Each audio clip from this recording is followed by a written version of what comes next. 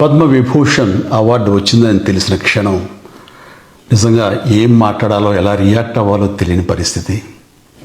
మన దేశంలో 2వ అత్యున్నత పౌర పురస్కారం పద్మవిభూషణ్ లభించినందుకు నాకు నిజంగా చాలా సంతోషంగా ఉంది.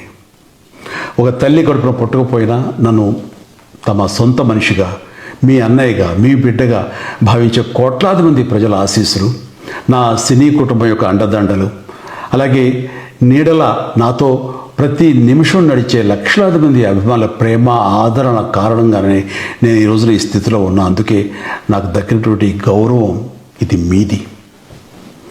మీరు నాపై చూపిస్తున్న ప్రేమ, ఆప్యాయతలకు నేను ఏమి రుణం తీర్చుకోగలను?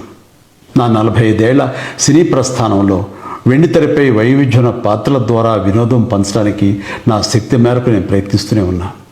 నిజ జీవితంలో కూడా నా చుట్టూ ఉన్న ఈ సమాజంలో అవసరమైనప్పుడు నాకు చేతనైన సాయం చేస్తూనే ఉన్నా.